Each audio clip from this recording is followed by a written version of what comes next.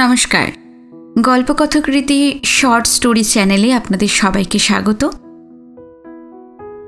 আজকে আমি আপনাদের শোনাব শ্রী প্রফুল্ল রায়ের লেখা শহীদের স্ত্রী।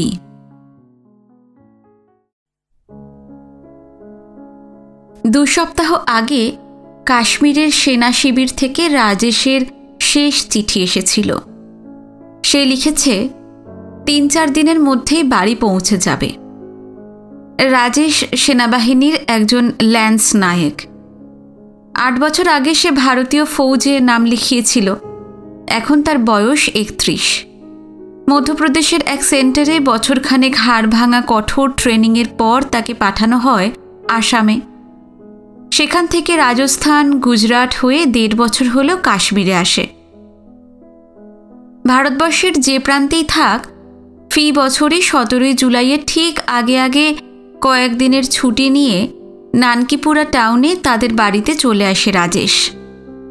৬ বছর আগে ওই তারিখে তার বিয়ে হয়েছিল। ১৭ই জুলাই তার জীবনের একটা বিশেষ দিন। বাড়ি এসে ওই দিনটা বিমলার সঙ্গে তার কাটানো চাই। বিয়ের পর থেকে এভাবেই চলে আসছে। নানকিপুরা বিহারের অতি তুচ্ছ একটা শহর। দেশের মানচিত্রে কোথাও তার হদিশ পাওয়া যাবে না। সেখানে আছে রাজেশের বুড়ো বাবা মা রামধারী এবং লক্ষ্মী যাদব, আর আছে তার ৩ বছরের ছেলে বাবুয়া এবং স্ত্রী বিমলা। জুলাই মাস পড়লেই সারা বাড়ি জুড়ে তুমুল ব্যস্ততা শুরু হয়ে যায়।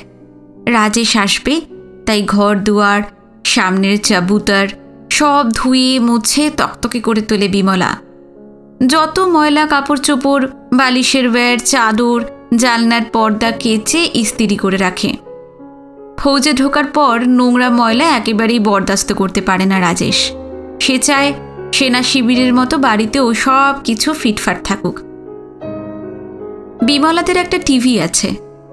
এক রূপসী মহিলা প্রতি সপ্তাহে তাতে নানা রকম লোভনীয় খাবার তৈরির কৌশল দর্শকদের শিখিয়ে দেন। ম্যাট্রিক পাস বিমলা সেগুলো একটা খাতায় টুকে নেয়। রাজেশ ছুটি নিয়ে নানকিপুরায় এলে তার ভিতর থেকে বাছা কয়েকটি পদ রান্না করে খাওয়ায়। এবছরও বাড়িঘর সাজিয়ে গুছিয়ে বিমলারা উন্মুখ হয়ে অপেক্ষা করছে। সময় যেন আর কাটতে চাইছে না। সেই যে রাজেশ লিখেছিল ৩-৪ দিনের মধ্যে আসছে, তারপর আরও ৬-৭ দিন কেটে গেল, কিন্তু সে তো আসেইনি। তার কোনো খবরও নেই। কেন আসতে দেরি হচ্ছে কিছুই তো বোঝা যাচ্ছে না।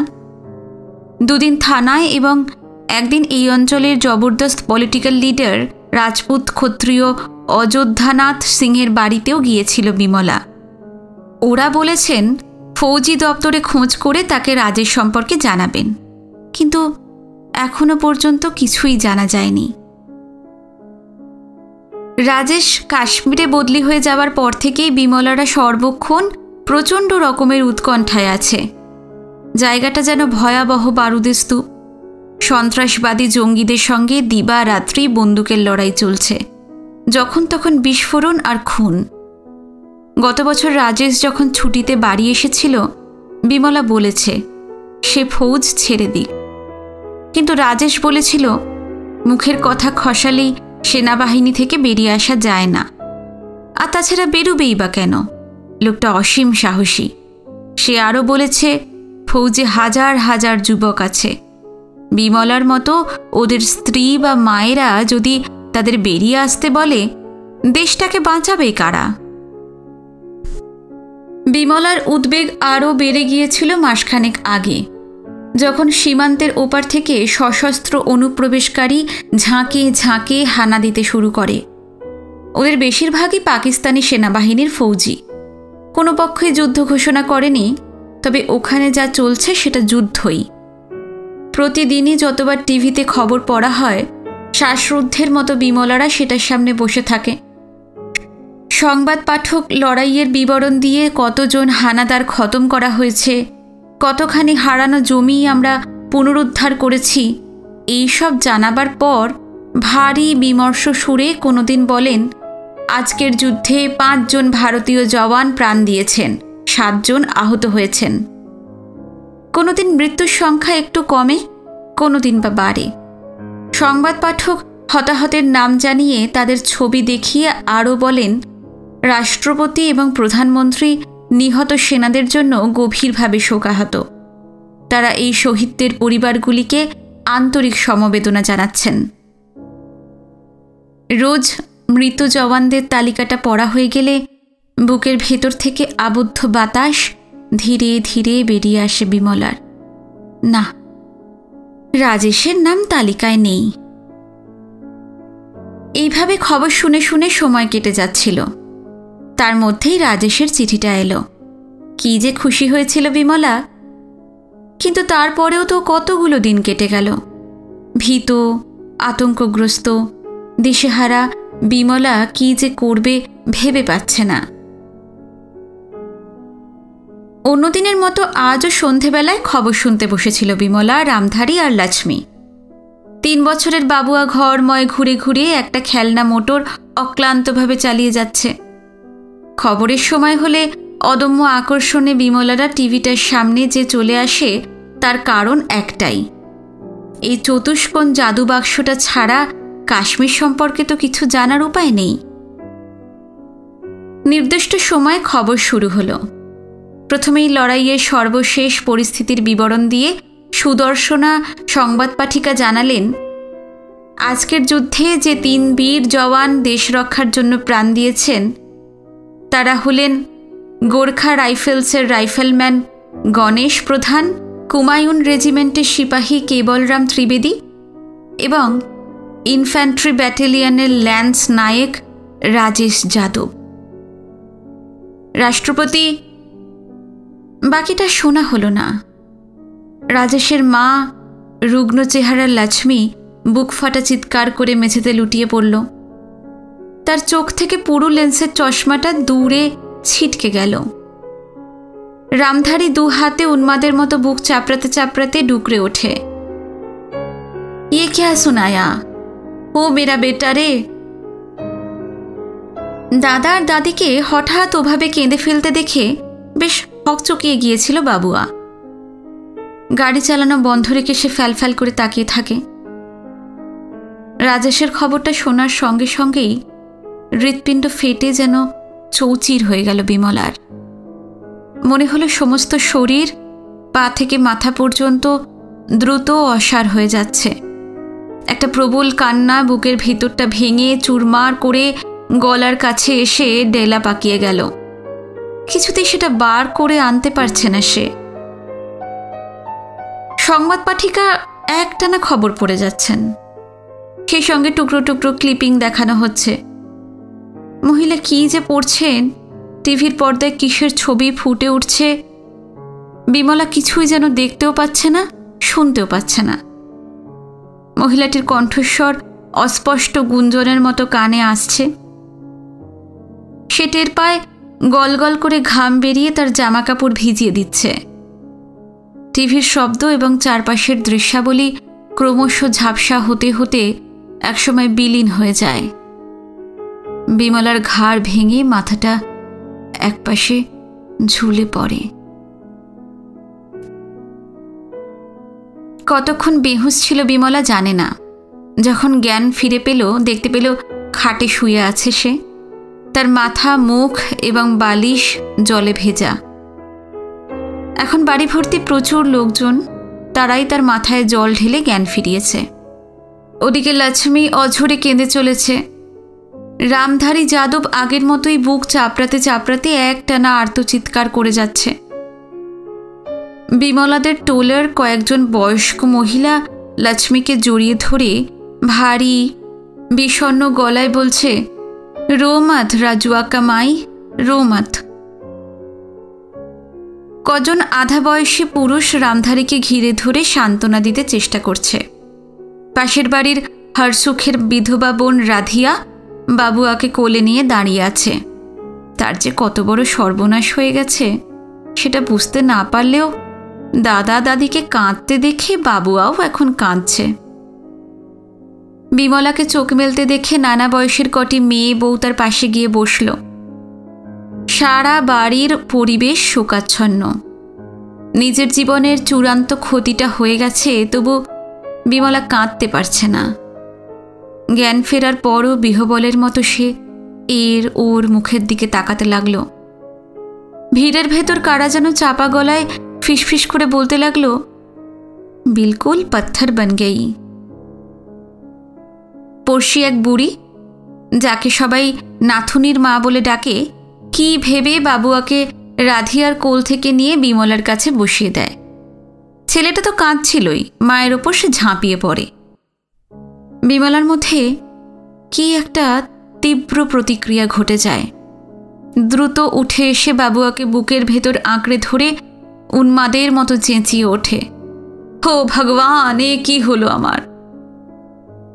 এতক্ষণে অবরুদ্ধ কান্নাটা হৃৎপিণ্ডের ভিতর থেকে যেন বেরিয়ে আসতে পারল। নাথুনির মা হয়তো এটাই চাইছিল, বিমলা কাঁদুক, কেঁদে কেঁদে একটু হালকা হোক। অনেকক্ষণ কান্নার পর রামধারী, লক্ষ্মী এবং বিমলার ফুসফুসের দম যখন প্রায় শেষ হয়ে এসেছে, সেই সময় চারপাশের লোকজনের মধ্যে চাঞ্চল্য দেখা দিল। পরক্ষণে ভিড় ঠেলে থানার একজন অফিসার ঘরে এসে ঢুকলেন। এখানকার শোকাবহ পরিবেশ তার স্নায়ুমণ্ডলীকে প্রচণ্ড ধাক্কা দিল যেন। অফিসারটির নাম মহেশ্বর সহায়। খানিকক্ষণ বিমর্ষ মুখে দাঁড়িয়ে থাকেন তিনি। তারপর ভিড়টার দিকে ফিরে নিচু গলায় জিজ্ঞেস করলেন, এ বাড়িতে ল্যান্স নায়ক রাজেশ যাদবের কে কে আছে? পড়শিদের একজন রামধারীকে দেখিয়ে দিয়ে বলল, ওর বাবুজি, মা, স্ত্রী আর বেটা। বিমলাদের নামগুলো লোকটা জানিয়ে দেয়। শোকাতুর মানুষগুলোকে দেখে সেরকমই আন্দাজ করেছিলেন মহেশ্বর।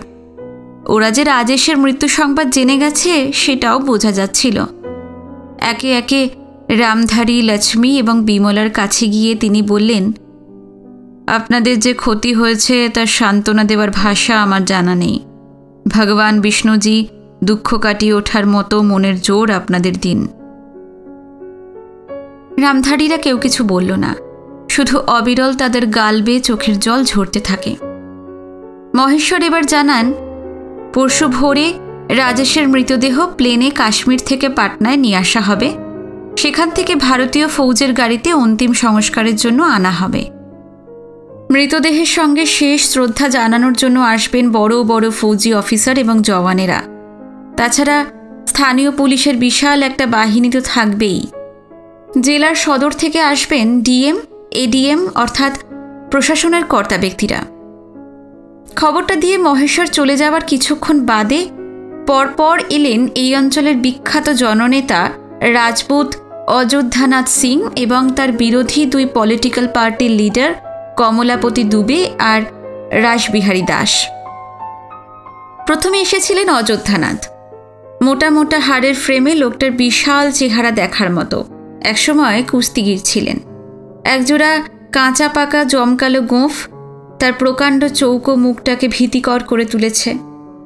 ভারাক্রান্ত সুরে তিনি রামধারীদের, বিশেষ করে বিমলাকে এক টানা বহুক্ষণ সান্ত্বনা এবং অপার সহানুভূতির কথা শুনিয়ে বললেন, বেটি, এই দুঃখের দিনে আমি আর আমার পার্টি সব সময় তোমাদের পাশে থাকব। তিনি আরও জানালেন, পরশু রাজেশ বেটার অন্তিম সংস্কারের পর মন্ত্রী ত্রিলোক শরণজি খোদ উপস্থিত থাকবেন। ত্রিলোক শরণ অযোধ্যানাথদের রাজনৈতিক দলের একজন বরিষ্ঠ নেতা এবং মন্ত্রী। সামান্য এক ল্যান্স নায়কের মৃত্যুকে মহিমান্বিত করে তোলার জন্য ত্রিলোক শরণের মতো বিপুল ক্ষমতার অধিকারী একজন মন্ত্রী ধুলোয় ভরা, দুর্গন্ধওয়ালা, অতি তুচ্ছ এই নানকিপুরা শহরে ছুটে আসবেন, এমন এক চমকপ্রদ খবরও বিমলাকে নাড়া দিতে পারল না। আসলে তার স্নায়ুমণ্ডলী কেমন যেন অসাড় হয়ে গেছে। বিমূঢ়ের মতো বিমলা বসে থাকে।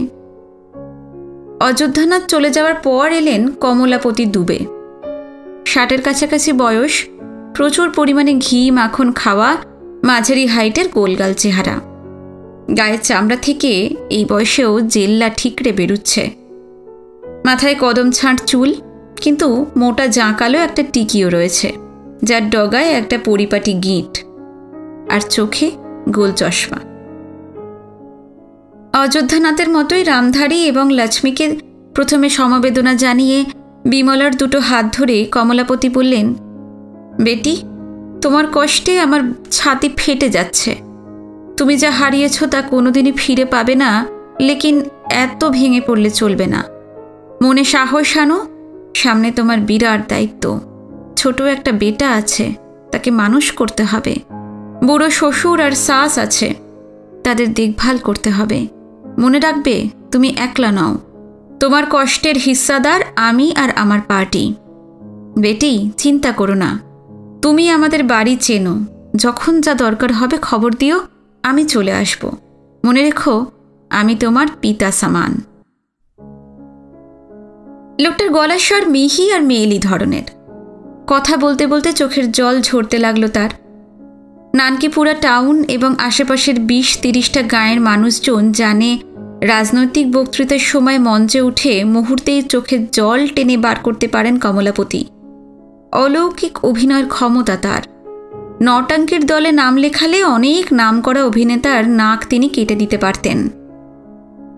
এত চোখের জল ফেলেও বিমলার সাড়া পাওয়া গেল না। স্বামীর মৃত্যুর শোক কি এতই সহজে কাটিয়ে ওঠা যায়? কমলাপতির পর এলেন আরেকটি রাজনৈতিক দলের নেতা রাসবিহারী দাস। তিনি লাল দাসিয়া কায়াত, বয়স 40-এর নিচে, মেদহীন, ধারালো চেহারা, গালে 3-4 দিনের না কামানো দাড়ি, পরনে আধময়লা পাজামা, পায়ে মোটা চামড়ার চপ্পল। রাসবিহারীদের পার্টি এই অঞ্চলে নতুন। সাধারণ মানুষের মধ্যে এখনও সেইভাবে সাড়া জাগাতে না পারলেও সবাই মনে করে ব্যক্তিগতভাবে তিনি অত্যন্ত সৎ এবং তেজি।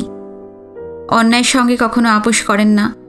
মানুষের বিপদে আপদে ঝাঁপিয়ে পড়ার জন্য সারাক্ষণ উন্মুখ হয়ে থাকেন। লোকের ধারণা, রাসবিহারীর জন্য তাদের পার্টির প্রভাব এই অঞ্চলে 2-4 বছরের ভেতর ব্যাপকভাবে বেড়ে যাবে।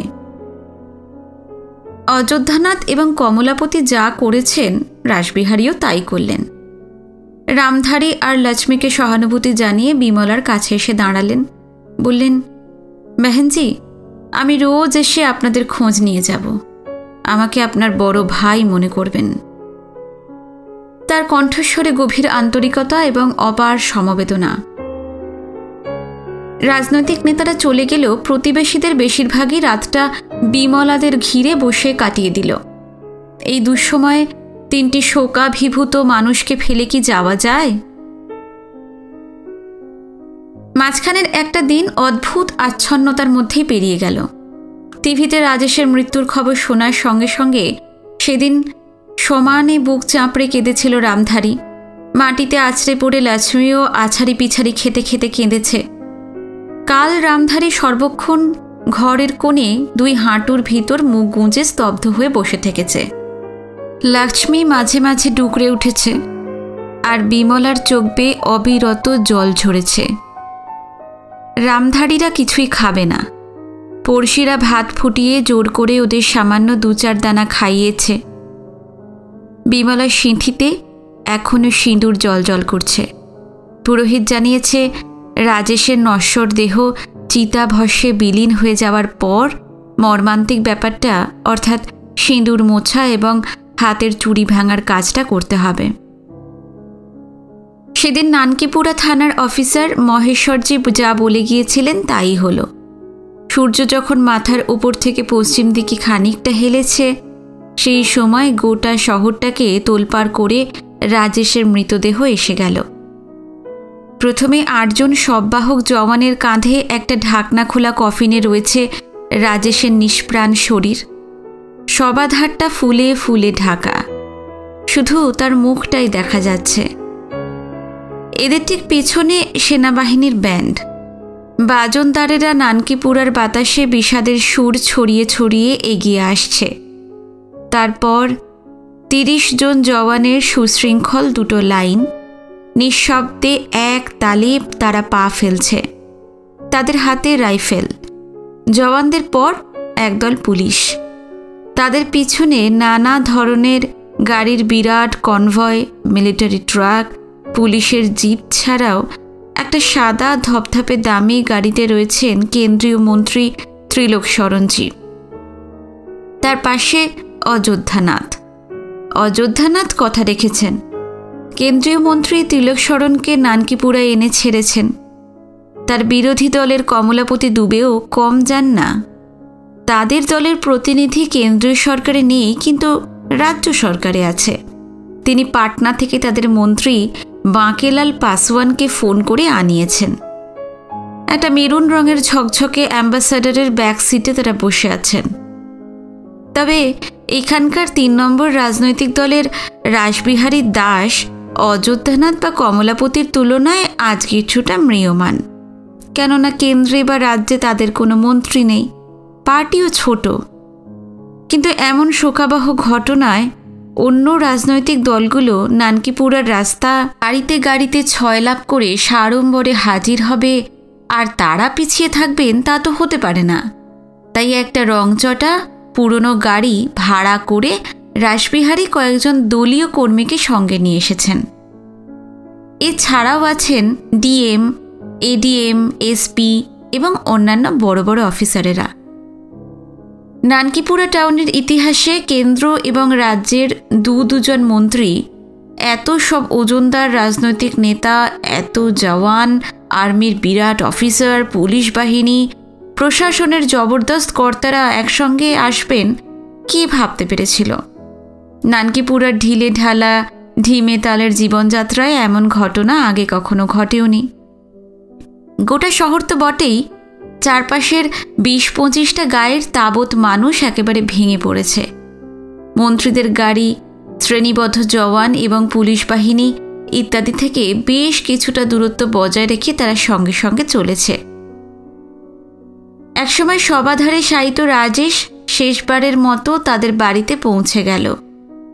রামধারী, লক্ষ্মী এবং বিমলা রুদ্ধশ্বাসে অপেক্ষা করছিল। পড়শিরা তাদের ঘিরে রেখেছে। সবাধার বাড়ির চবুতরে নামানোর সঙ্গে সঙ্গেই লক্ষ্মী রাজেশের ওপর ঝাঁপিয়ে পড়ে এমন উন্মত্তের মতো কেঁদে উঠল যেন তার হৃৎপিণ্ডটা ফেটে চৌচির হয়ে বেরিয়ে আসবে। টিভিতে ছেলের মৃত্যুর সংবাদ শোনার পর যা করেছিল হুবহু সেইভাবেই বুক চাপড়াতে লাগল। আর বিমলা মুখে আঁচল গুঁজে নিঃশব্দে কেঁদে চলল। কর্নেল গ্রেওয়াল অন্তিম সংস্কারের জন্য মৃতদেহ নিয়ে এসেছিলেন। ৬.৫ ফিটের ওপর হাইট, বিশাল এই ফৌজি অফিসারের চোখ বিমলাদের দেখতে দেখতে ভিজে ঝাপসা হয়ে যাচ্ছিল। ওদের সঙ্গে রাজেশের সম্পর্কটা কি প্রতিবেশীদের কাছে জেনে নিয়ে ৩ জনকে সান্ত্বনা সুরে বললেন, শান্ত যাইয়ে, শান্ত যাইয়ে। আরও জানালেন, মৃত ল্যান্স নায়কের যাবতীয় প্রাপ্য ১ সপ্তাহের মধ্যেই পাঠিয়ে দেওয়া হবে। কর্নেল সমবেদনা জানিয়ে একপাশে সরে দাঁড়ানোর পর এগিয়ে এলেন কেন্দ্রীয় মন্ত্রী ত্রিলোক শরণজি। ৭০-এর ওপর বয়স, চুল ধপধপে। তিনি লক্ষ্মীর ২ হাত জড়িয়ে ধরে বললেন, কাঁদবেন না বেহেনজি, কাঁদবেন না। রামধারীকেও একই কথা বলে বিমলার কাছে এলেন। তাকে বুকের ভেতর টেনে নিয়ে আর্দ্র গলায় জানালেন, কেন্দ্রীয় সরকার রাজেশ আর তোমার ফ্যামিলি সম্পর্কে অনেক কিছু ভেবে রেখেছে। কয়েকদিন পর নানকিপুরায় এসে তোমাকে সব জানাবো বেটি। তোমার তো এখন অনেক দায়িত্ব, পুরা সংসার তোমাকে দেখতে হবে। ঈশ্বর তোমাদের শক্তি দিন। কেন্দ্রীয় মন্ত্রীর পর স্টেট ক্যাবিনেটের সদস্য বাঁকেলাল পাসওয়ানও বিমলাকে জানিয়ে দিলেন, রাজ্য সরকারও তাদের জন্য অনেক কিছু পরিকল্পনা নিয়েছে। কিছুদিনের মধ্যেই তিনি এসে বলবেন। রাসবিহারী দাস অবশ্য কোনো প্রতিশ্রুতি দিলেন না। প্রথম দিনের মতোই শুধু বললেন, বিপদে আপদে সবসময় তিনি বিমলাদের সঙ্গে থাকবেন। ঘণ্টাখানেক পর আবার সবাধার জওয়ানদের কাঁধে উঠল। এবার গন্তব্য শ্মশান। মৃত সন্তানকে কিছুতেই যেতে দেবে না লক্ষ্মী। প্রতিবেশীরা অনেক কষ্টে তাকে ধরে রাখল। বাবুয়াকেও যেতে দেওয়া হলো না। রাজেশের শেষ যাত্রায় এই বাড়ি থেকে সঙ্গী হবে শুধু রামধারী আর বিমলা। ত্রিলোক শরণজি এবং বাঁকেলালজি ২ মন্ত্রী বিমলা এবং রামধারীকে বললেন, আমাদের গাড়িতে উঠে শ্মশানে চলুন। রামধারী যেন শুনতেই পেল না। ছেলের মৃত্যুতে সে এতটাই বিমর্ষ যে কে কি বলল সেদিকে তার লক্ষ্য নেই। আচ্ছন্নের মতো সব বাহক জওয়ানদের পিছু পিছু হেঁটে চলল। সীমাহীন শোকের মধ্যে বিমলার কিন্তু একটু চমক লাগলো। রাজ্য এবং কেন্দ্রের দুই বিপুল ক্ষমতাশালী মন্ত্রী তার মতো এক সাধারণ ল্যান্স নায়কের স্ত্রীকে গাড়িতে করে শ্মশানে নিয়ে যেতে চাইছেন। এর চেয়ে বিস্ময়কর ব্যাপার আর কিছু হতে পারে না। কিন্তু এত বড় সৌভাগ্যও বিমলাকে নাড়া দিতে পারল না। স্বামীর অন্তিম যাত্রায় মন্ত্রীর গাড়ির পুরু গদিওয়ালা আরামদায়ক সিটে বসে তার সঙ্গী হবে, বিমলার কাছে এটা সম্পূর্ণ অভাবনীয়। তাছাড়া দুই মন্ত্রী নিয়ে যেতে চাইছেন, একটা মানুষের পক্ষে দুটো গাড়িতে তো চড়ে যাওয়া যায় না। বিমলার দু চোখ বেশ সমানে জল ঝরছিল। হাত জোর করে সে বললে, ক্ষমা করবেন আমায়, আমি হেঁটেই যাব। এর মধ্যেই মন্ত্রীরা জেনে নিয়েছেন শ্মশান অন্তত 2 মাইল দূরে। বললেন, এতটা রাস্তা হেঁটে যেতে কষ্ট হবে তো? হোক কষ্ট। বাঁকেলালজি বললেন, গাড়িতে উঠতে বলেই আমার ভুল হয়েছিল। স্বামীর এই শেষ সময় পত্নী আরাম করে যাবে তা তো হয় না। চলো, আমিও তোমার সঙ্গে হেঁটে শ্মশানে যাব। বলেই তিনি গাড়ি থেকে নেমে পড়লেন। এদিকে মহা ফাঁপড়ে পড়ে গেল ত্রিলোকশরণজি। 3 দফায় বেশ কয়েক বছর ধরে তিনি কেন্দ্রীয় মন্ত্রী। যৌবনে সাধারণ পলিটিক্যাল ওয়ার্কার হিসেবে মোটা চামড়ার চপ্পল পায়ে দিয়ে উত্তর ভারতের গাঁয়ে গাঁয়ে উদয়াস্ত ঘুরে বেড়াতেন, কিষাণদের নিয়ে সংগঠন করতেন। সেই সব দিনের ইতিহাস স্মৃতিতে ঝাপসা হয়ে গেছে। নির্বাচনে জিতে প্রথম 2 বার এমপি হয়ে 10 বছর কাটিয়েছেন, তারপর 3 বার হয়েছেন মন্ত্রী। এমপি হওয়ার পর থেকেই হাঁটাহাঁটির অভ্যাসটা নষ্ট হয়ে গেছে। মন্ত্রী হওয়ার পর তো কথাই নেই। মাটির সঙ্গে তার পায়ের যোগাযোগ আজকাল কদাচিৎ ঘটে। কিন্তু বাঁকেলাল পাসওয়ান নামে রাজ্যের মন্ত্রীটি যদি বিমলা আর রামধারীর সঙ্গে হাঁটতে থাকেন আর তিনি যদি গাড়িতে চড়ে যান, সেটা ভীষণ খারাপ দেখাবে। এই অঞ্চলের মানুষজনের ওপর তার প্রতিক্রিয়াটা খুব সুখকর হবে না। ল্যান্স নায়ক রাজেশ যাদবের কার্গিল রণাঙ্গনে মৃত্যু এবং তার পরিবার, বিশেষ করে বিমলাকে দেখার পর থেকে তার মাথায় সুদূর প্রসারী একটা পরিকল্পনা এসে গেছে। কেননা কয়েক মাসের মধ্যে নতুন আরেকটা নির্বাচন আসছে। বিমলাকে সামনে রেখে তিনি এলাকার কাজ গুছিয়ে নিতে চান। বাঁকেলাল খুব সম্ভব কোনো একটা অভিসন্ধি নিয়ে বিমলার সঙ্গে হাঁটতে চাইছেন, কিন্তু সেটা তিনি কিছুতেই হতে দেবেন না। সুতরাং ত্রিলোকশরণকে গাড়ি থেকে নামতেই হলো। 2 মন্ত্রী নানকিপুরার ভাঙা চোরা রাস্তায় 6 ইঞ্চি ধুলোয় পা ডুবিয়ে হেঁটে হেঁটে রাজেশকে শ্মশানে পৌঁছে দেবেন, আর অন্যরা গাড়িতে চড়ে যাবে? তা কি কখনো হয়? অযোধ্যানাথ, রাসবিহারী, কর্নেল গ্রেওয়াল থেকে শুরু করে ডিএম, এডিএম সবাই টপাটপ গাড়ি ছেড়ে রাস্তায় নামেন। তাদের পিছন পিছন চলতে থাকে বিপুল জনতা। এমন অন্তিম যাত্রা নানকিপুরের মানুষ কেউ কখনো দেখেনি। শ্মশানটা একটা মজা নদীর পাড়ে। সেটার একধারে বিশাল ঝুড়িওয়ালা বটগাছের তলায় ডোমের ঘর, আর এক পাশে খোলা আকাশের নিচে অনেকটা জায়গা জুড়ে মরা পোড়ানো নানান চিহ্ন ছড়িয়ে আছে। কাঠ কয়লা, আধপোড়া কাঠের টুকরো, কিছু হাড়, ভাঙা মাটির কলসি, বটগাছের ডালে অগুন্তি শকুন বসে আছে। প্রথমে জওয়ানরা, পরে পুলিশ বাহিনী লাইন দিয়ে দাঁড়িয়ে আকাশের দিকে রাইফেল ছুঁড়ে রাজেশকে শেষ অভিবাদন জানায়। তারপর পুরোহিত রামধারী এবং বিমলার কাছে এসে বলে, এবার মুখাগ্নি করতে হবে। রামধারী 2 হাতে মুখ ঢেকে ফুঁপিয়ে ওঠে, হাম নেহি সকেগা, আমি পারবো না। মুখাগ্নির প্রথম অধিকার পুত্রের, কিন্তু 3 বছরের বাচ্চা বাবুয়াকে শ্মশানে আনা হয়নি। বিমলা নিজের মনকেই শক্ত করে বলে, চলুন, আমি করব। পুরোহিতের গভীর মন্ত্রপাঠের মধ্যেই মুখাগ্নি হলো। তারপর চিতায় আগুন দেওয়া হলো। ঘণ্টা 4 পর দাহ যখন শেষ হলো, বিকেল আর নেই। রাত নেমে গেছে। রাজেশের দেহ চিতাভস্মে নিশ্চিহ্ন হওয়ার পর পুরোহিত নদী থেকে রামধারী আর বিমলাকে স্নান করিয়ে আনল।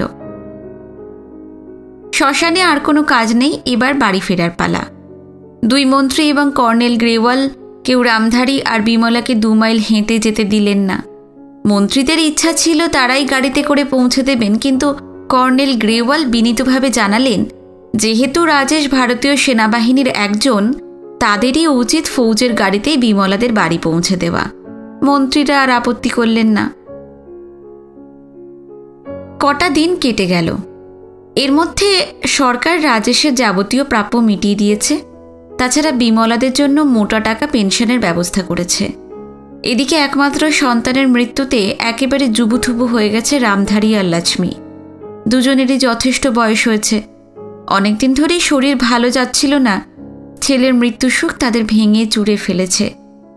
রামধারী ঘর থেকে বেরোয় না, কারোর সঙ্গে সহজে কথাও বলতে চায় না, শূন্য চোখে শুধু তাকিয়ে থাকে। লক্ষ্মী দিনরাত বিছানায় পড়ে থাকে, মাঝে মাঝে গোঙানির মতো আওয়াজ করে কেঁদে ওঠে। ফলে নিজের দিকে তাকানোর সময় নেই বিমলার। মৃত স্বামীর জন্য যে নির্জনে বসে দুফোঁটা চোখের জল ফেলবে, তেমন ফুরসতটুকুও সে পায় না। বাবুয়া, বুড়ো শ্বশুর শাশুড়ি এবং সংসারের পেছনে হরদম ছুটতে ছুটতে তার দিন কেটে যায়।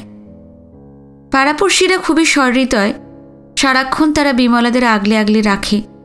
তাছাড়া অযোধ্যানাথ, রাসবিহারী এবং বাঁকেলালের পার্টির স্থানীয় নেতা কমলাপতি কেউ না কেউ রোজ একবার করে তাদের খোঁজ খবর নিয়ে যান। রাজেশের শ্রাদ্ধ শান্তি মিটে যাওয়ার পর একদিন বিকালে অযোধ্যানাথ এসে হাজির। বিমলাকে বললেন, বেটি, তোমার সঙ্গে জরুরি কিছু কথা আছে। বলুন। আসছে এতোয়ারে নানকিপুরা কলেজের মাঠে আমাদের পার্টি একটা মিটিং ডেকেছে। ত্রিলোক শরণজি সভাপতি হবেন। স্রেফ তোমার জন্যই তিনি দিল্লি থেকে কিন্তু এখানে আসছেন। তোমাকে একবার সভায় যেতে হবে। আমি এসে তোমাকে নিয়ে যাব। বিমলা কিছুক্ষণ অবাক হয়ে তাকিয়ে থাকে। তার মতো সামান্য একটি মেয়ের জন্য ত্রিলোক শরণ হাজারটা জরুরি কাজ ফেলে ছুটে আসবেন শুনে বিশ্বাস হতে চায় না। সে বলে, স্রেফ আমার জন্য মন্ত্রীজি এত দূর আসবেন কেন? তোমার মতলব রাজেশের জন্য। ব্যাপারটা ঠিক বোধগম্য হয় না। বিমলা তাকিয়েই থাকে। অযোধ্যানাথ বলেন, বুঝতে পারলে না? রাজেশকে ত্রিলোক শরণজি সেদিন সম্মান জানাবেন। ধর্মপত্নী হিসেবে তোমার তাই সভায় থাকাটা খুবই জরুরি। আপনি যখন বলছেন থাকব। আজ হলো সোমবার। শনিবার পর্যন্ত অযোধ্যানাথদের পার্টির ছেলেরা জিপে করে মুখে মাইক লাগিয়ে আকাশ বাতাস কাঁপিয়ে তারস্বরে ঘোষণা করে যায়, শহীদ রাজেশ যাদব দেশের জন্য জীবন দান করেছেন। তার আত্মাকে সম্মান জানাতে রবিবার নানকিপুরা কলেজের মাঠে বিরাট সভার আয়োজন করা হয়েছে। কেন্দ্রীয় মন্ত্রী ত্রিলোক শরণজি স্বয়ং উপস্থিত থেকে এই সম্মান জানাবেন। মাইকের অবিরাম আওয়াজ বিমলার কানেও ভেসে আসে। ত্রিলোক শরণ এবং অযোধ্যানাথের প্রতি কৃতজ্ঞতায় তার মন ভরে যায়। পড়শিদের মধ্যেও তীব্র চাঞ্চল্য ছড়িয়ে পড়েছে। উত্তেজিত মুখে তারা এসে বিমলাকে মাইকে ঘোষণার কথা জানিয়ে যায়। বলে, রাজেশের জন্য তাদেরও মর্যাদা বেড়ে গেছে। সে নানকিপুরা শহরের গৌরব। রবিবারের জনসভায় কাতারে কাতারে মানুষ চারপাশ থেকে এসে জড়ো হয়। সবার চোখে মুখে প্রবল উদ্দীপনা। তাদের শহরের একটি ছেলের জন্য একজন কেন্দ্রীয় মন্ত্রী বারবার এখানে আসবেন কেউ কি ভাবতে পেরেছিল? মন্ত্রী ত্রিলোক শরণজি গভীর আবেগী সুরে প্রায় 1 ঘন্টা ভাষণ দিলেন। বিষয়বস্তু কার্গিলের যুদ্ধ এবং শহীদ রাজেশ যাদব। বক্তৃতার শেষে তিনি শুধু উল্লেখ করলেন, এই ব্যাপারে সবশেষে এইটুকুই বলতে চাই, আমার বেটি সমান বিমলার পাশে আমি আর আমার পার্টি চিরকাল থাকব। আর আমাদের তরফ থেকে বিমলাকে 2 লাখ টাকা দিতে চাই। সঙ্গে সঙ্গে সভার চারিদিক থেকে একটানা কয়েক মিনিট হাততালি চলতে থাকে। জনতা এই অর্থদানের ঘোষণাটিকে গভীর উল্লাসে স্বাগত জানায়। দুহাত তুলে বিশাল জনসভাকে শান্ত করতে করতে ত্রিলোক শরণ বিনীতভাবে বললেন, কেউ যেন মনে না করেন রাজেশ যাদবের অমূল্য প্রাণের দাম মাত্র 2 লাখ টাকা। ভারতবর্ষের অর্থ আর সম্পদ দিলেও রাজেশের প্রতি আমাদের ঋণ শোধ হবে না। এই প্রাণের কোনো দাম হয় না। আমরা সামান্য কিছু দিয়ে নিজেরাই কৃতার্থ বোধ করছি। ত্রিলোক শরণের পেছনে পাথরের মতো ভাবলেশহীন মুখে দাঁড়িয়ে আছে তার দেহরক্ষী সশস্ত্র কমান্ডোরা। মঞ্চে অন্য যারা রয়েছেন তারা হলেন অযোধ্যানাথ এবং ত্রিলোক শরণের পার্সোনাল অ্যাসিস্ট্যান্ট ভুবনেশ্বর পাণ্ডে এবং বিমলা। ত্রিলোক শরণ এবার বিমলার দিকে ফিরে বললেন, বেটি, আমার কাছে এসে দাঁড়াও। বিমলা ঘোরের মধ্যেই উঠে এলো। তার দিকে কাঠের বাক্সটা বাড়িয়ে দিয়ে ত্রিলোক শরণ বললেন, নাও, এর ভেতরে চেক রয়েছে। খবরের কাগজের রিপোর্টার, ফটোগ্রাফার এবং টেলিভিশনের ক্যামেরাম্যানরা প্রস্তুত হয়ে অপেক্ষাই করছিল।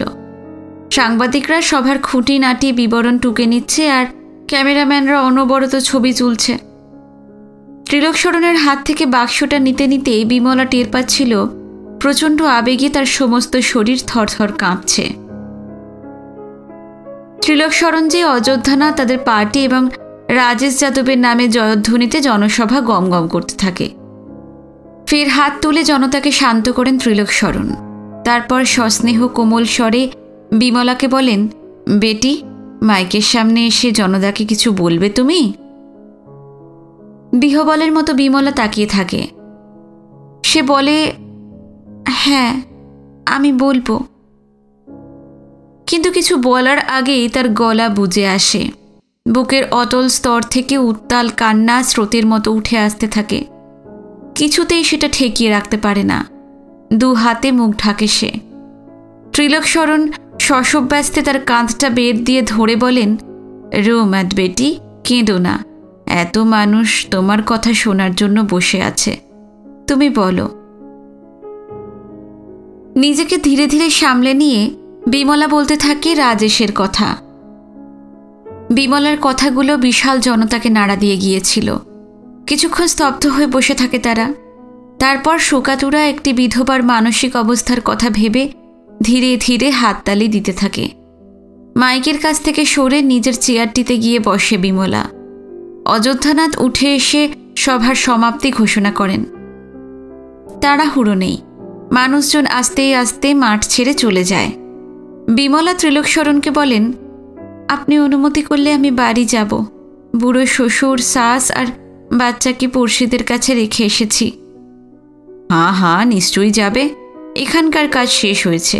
অযোধ্যানাথজি তোমাকে পৌঁছে দেবেন। কিছুক্ষণ পর একটি অ্যাম্বাসেডরের পিছনে সিটে অযোধ্যানাথের পাশাপাশি বসে বাড়ি ফিরছিল বিমলা। পশ্চিম দিকের উঁচু উঁচু গাছপালার ওধারে সূর্য খানিক আগেই ডুবে গেছে।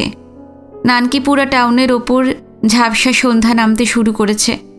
রাস্তায় রাস্তায় আলকাতরা মাখানো কাঠের গুঁড়ির পোস্টগুলোতে মিউনিসিপ্যালিটির টিমটিমে আলো জ্বলে উঠেছে।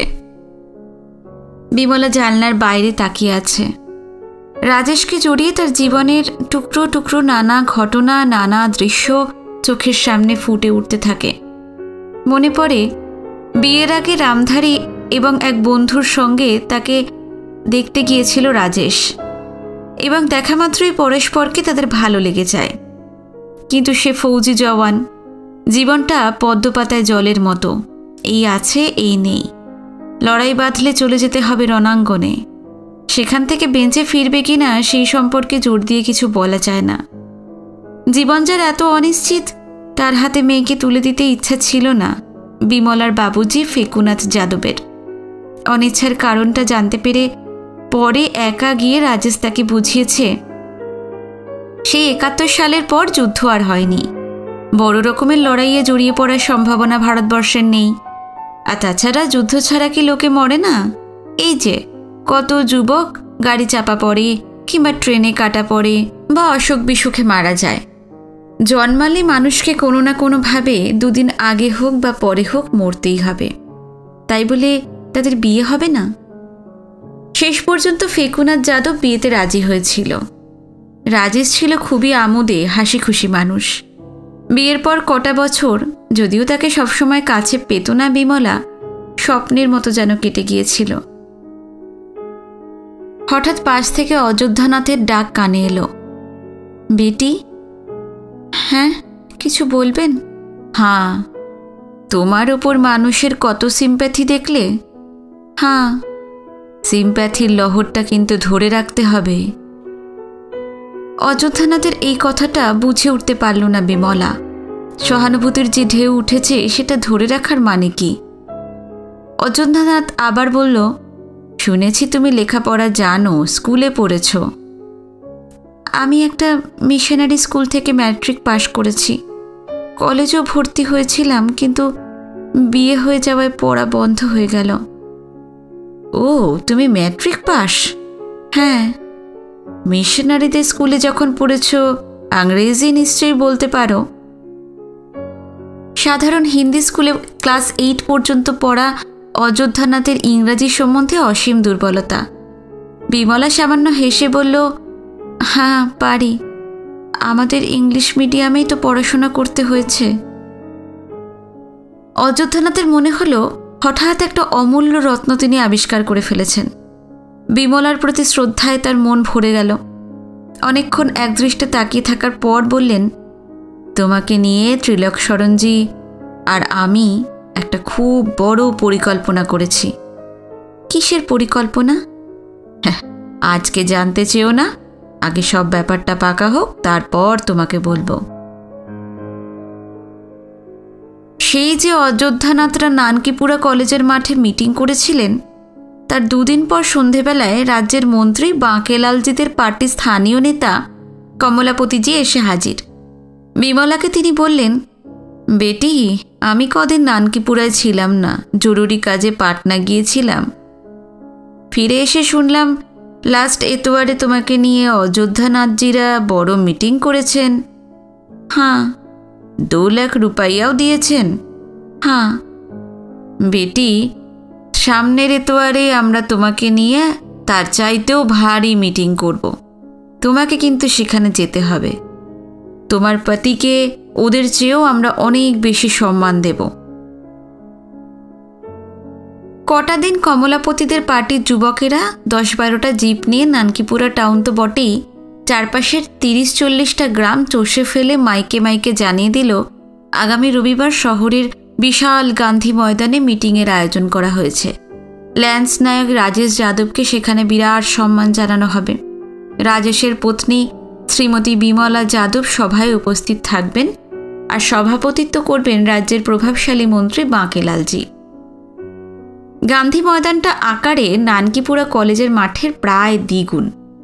অযোধ্যানাথদের মিটিংয়ের মতো এখানকার জনসভাতেও মানুষ উপচে পড়ল। কমলাপতি এবং বাঁকেলাল ভাষণ দিলেন। বিমলাও আগের রবিবারের সভার মতো রাজের সম্পর্কে কিছু বলল। হাততালিও কম হলো না। বাঁকেলালজি তার 1.5 ঘন্টার বক্তৃতায় দেশের জন্য রাজেশের আত্মত্যাগের বিবরণ দিয়ে বললেন, তার নাম জাতির ইতিহাসে সোনার অক্ষরে লেখা থাকবে। ভাষণের পর তাদের পার্টির তরফ থেকে বিমলাকে 2.5 লক্ষ টাকা দেওয়া হলো, অর্থাৎ ত্রিলোক শরণরা যা দিয়েছিলেন তার চেয়েও 50,000 টাকা বেশি। অর্থদানের পর বাঁকেলালজি জানালেন, তার পার্টির ল্যান্স নায়ক রাজেশ যাতে মরণোত্তর পরমবীর চক্র সম্মানটি পায় সেজন্য সমস্ত রকম চেষ্টা করবে। সব মিলিয়ে তারা ত্রিলোক শরণজিদের ওপর অনেকটা টেক্কা দিয়ে গেলেন। সেদিন বিমলাকে বাড়ি পৌঁছে দিয়েছিলেন অযোধ্যানাথ। আজ সভার পর সেই দায়িত্বটা নিলেন কমলাপতি। দুটো রাজনৈতিক দলের 2 জবরদস্ত নেতা তাকে নিয়ে একই রকম পরিকল্পনার কথা বলছেন। কি উদ্দেশ্য ওদের? বিমলার মনে সংশয় দেখা দেয়। সে জিজ্ঞাসা করে, আমাকে নিয়ে আপনারা কি করতে চান? 2-4 দিন সবুর করো, তারপর নিজে এসে সব জানিয়ে যাব। বাঁকেলালজিদের সভার দিন কয়েক পর হঠাৎ বিমলার কানে এলো এই অঞ্চলের 3 নম্বর রাজনৈতিক দল রাসবিহারী দাস, যার নেতা, কুপন ছাপিয়ে রাজেশের নামে টাকা তুলছে। সে ভীষণ উৎকণ্ঠিত হয়ে পড়ে। এই রাজনৈতিক দলগুলোর যে কি মতলব সঠিক বোঝা যাচ্ছে না। অযোধ্যানাথ আর কমলাপতির মতো এক রবিবার রাসবিহারীও বিমলাকে নিয়ে সভা করলেন, এবং সে যে আশেপাশের অঞ্চল থেকে টাকা তুলেছিলেন সেটা দেশবাসীর দান হিসেবে মোট 33,000 টাকা বিমলাকে দিয়ে সাহায্য করলেন। এই সভার পর বাড়িতে পৌঁছে দেওয়ার সময় বিমলাকে সেই একই কথা বললেন রাসবিহারী। ওকে নিয়ে তাদেরও বিশাল পরিকল্পনা আছে, খুব শিগগিরই জানানো হবে। এর দিন 15 পর অযোধ্যানাথ এসে বললেন, বেটি, তোমাকে আমাদের পরিকল্পনার কথা বলেছিলাম, আজ তোমাকে সেটা শোনাতে এসেছি। কি পরিকল্পনা? আসছে চুনাবে আমাদের পার্টি তোমাকে টিকিট দিচ্ছে, তোমাকে ভোটে লড়তে হবে। আমি? পলিটিক্স সম্বন্ধে আমার তো কোনো ধারণাই নেই, আর লোকে আমাকে ভোট দেবে কেন? দেবে দেবে, রাজেশের জন্য তোমার পক্ষে সিম্প্যাথির লহর উঠেছে, সেটা কাজে লাগাতে হবে তো। ও, এই জন্যই মিটিং করে আমাকে টাকা দিয়েছিলেন আপনারা? না না, ওভাবে বলো না। রাজেশের আত্মাকে আমরা সম্মান জানিয়েছি। আমাদের পার্টি তোমার কাছে কিছু আশা তো করতেই পারে। না, ক্ষমা করবেন, আমি রাজি নই। অনেক অনুরোধ এবং অনুনয় করলেন অযোধ্যানাথ, কিন্তু বিমলাকে টলানো গেল না। মুখ কালো করে তিনি চলে গেলেন। তারপর একে একে একই প্রস্তাব নিয়ে এলেন কমলাপতি এবং রাসবিহারীও। তাদেরও ফিরিয়ে দিল বিমলা। তার স্বামীর জীবনদানের সুযোগটা সে কিছুতেই রাজনৈতিক দলগুলোকে নিতে দেবে না।